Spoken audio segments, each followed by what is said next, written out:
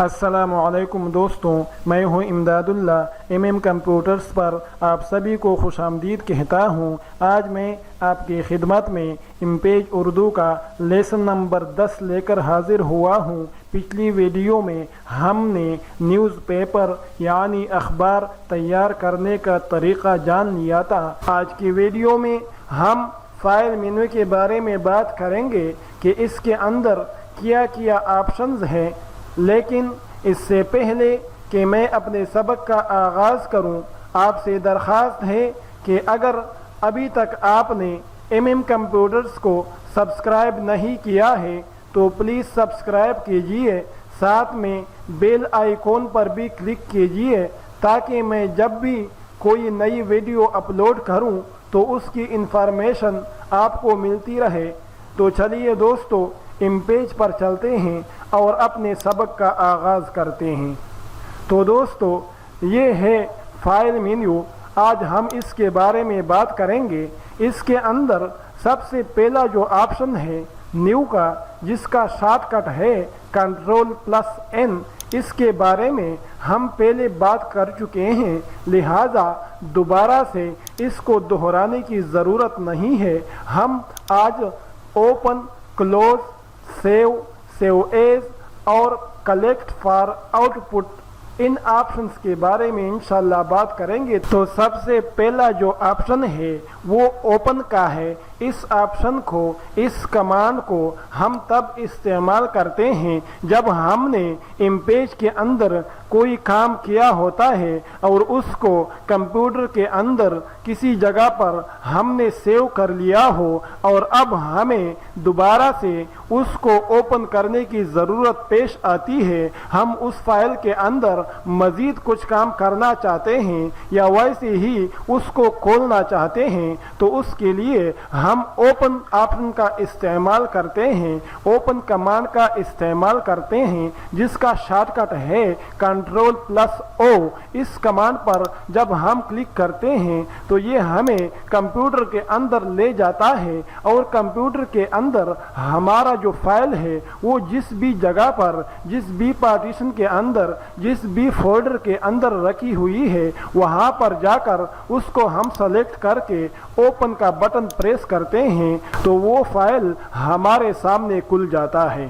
اب اس فائل کو کھولنے کے بعد ہم نے اس کے اندر جو کام کرنا ہے وہ کام کرنے کے بعد ہم اس کو بند کر دینا چاہتے ہیں تو اس کا ایک طریقہ تو یہ ہے کہ ہم یہاں پر آ کر یہ جو کلوز کا بٹن ہے اس پر کلک کریں تو یہ فائل ہمارا بند ہو جائے گا، اور دوسرا طریقہ یہ ہے کہ فائل کے اندر جا کر کلوز کے اوپر ہم کلک کریں گے تو ہمارا یہ فائل بند ہو جائے گا، اور اس کا شارٹ کٹ ہے Ctrl+F4۔ اگر اس کے اوپر ہم کلک کرتے ہیں تو ہمارا فائل بند ہو جاتا ہے۔ اس کے بعد اگر ہم نے کوئی نیو فائل لیا ہوا ہے اور اس کے اندر کوئی کام کر کے ہم اس کو سیو کرنا چاہتے ہیں تو ایسا کرنے کے لیے فائل کے مینیو میں آ کر ہم سیو کے بٹن پر کلک کریں گے تو ہمارے سامنے سیو ڈاکومنٹ کا ڈائلاگ باکس کھل جائے گا۔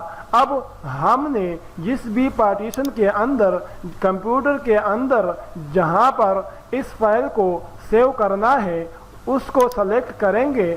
سلیکٹ کرنے کے بعد ہم اپنے فائل کو جس نام سے سیو کرنا چاہتے ہیں وہ نام دیں گے۔ نام دینے کے بعد سیو کے بٹن کے اوپر کلک کریں گے تو ہمارا یہ فائل اسی نام سے سیو ہو جائے گا۔ اس کے بعد اگر اسی فائل کے اندر ہم کچھ مزید کام کرنا چاہتے ہیں لیکن یہ چاہتے ہیں کہ ہم جو مزید آگے کام کریں وہ اس فائل کے اندر سیو نہ ہو بلکہ ہمارا اضافی کام کسی نئے فائل کے اندر یعنی دوسرے فائل کے اندر سیو ہو جائے تو اس کے لیے ہم سیو ایز اور collect for out put options کا استعمال کرتے ہیں۔ پہلے ہم سیو ایز کے کمانڈ کو دیکھتے ہیں۔ مثلا ہم چاہتے ہیں کہ اس فائل کے اندر ہم کچھ مزید کام کریں، مثلا ہم یہاں پر بسم اللہ ٹائپ کرتے ہیں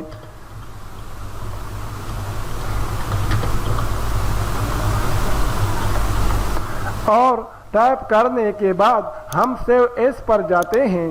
सेव एज पर जाने के बाद हम इसको टेस्ट फाइल 1 का नाम देते हैं। नाम देने के बाद सेव के ऊपर क्लिक करते हैं तो आप देख सकते हैं कि हमारा पहले वाला फाइल जो टेस्ट फाइल के नाम से था वो बंद हो चुका है और अब हमारा जो इजाफी काम था जिसमें हमने बिस्मिल्लाह को टाइप किया था वो अब हमारे सामने अलग से फाइल में खुलकर सामने आ चुका है।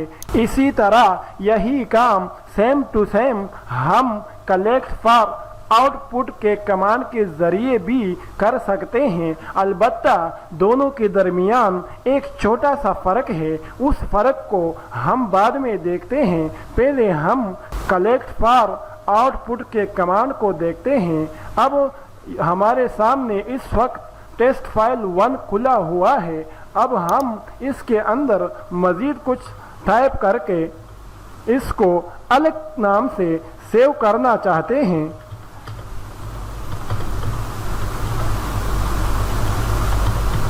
हमने अल्हम्दुलिल्लाह रब्बिल आलमीन टाइप कर लिया और अब हम चाहते हैं कि हमारा ये फाइल जिसमें बिस्मिल्लाह और अल्हम्दुलिल्लाह रब्बिल आलमीन दोनों मौजूद है ये किसी और नाम से सेव हो जाए। तो अब हम कलेक्ट फॉर आउटपुट के कमांड पर आएंगे, क्लिक करेंगे और अब हम यहाँ से इसको अलग नाम देंगे।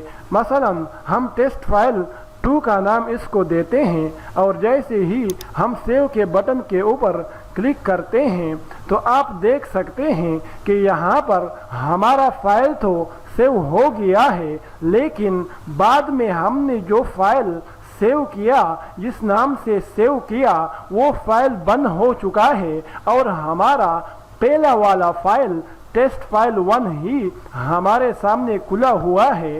तो सेव एज और कलेक्ट फॉर आउटपुट के दरमियान फ़र्क ये हुआ कि ये दोनों कमांड फाइल को अलग नाम से नए नाम से सेव करने के लिए इस्तेमाल होते हैं।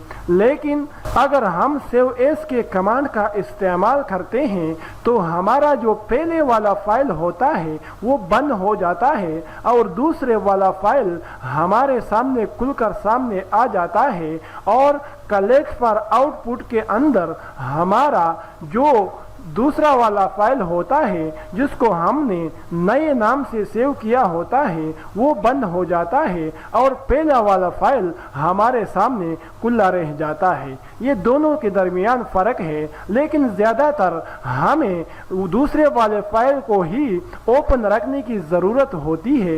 इस वजह से हम ज़्यादातर सेव एज कमांड का ही इस्तेमाल करते हैं। कलेक्ट फॉर आउटपुट के कमांड का इस्तेमाल हम बहुत कम ही करते हैं। तो दोस्तों ये था हमारा आज का सबक जिसके अंदर हमने open, close, save, save as और कलेक्ट फॉर आउटपुट के कमांड्स के बारे में जाना।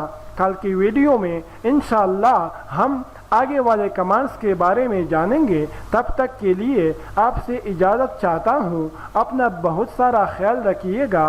अल्लाह निगहबान।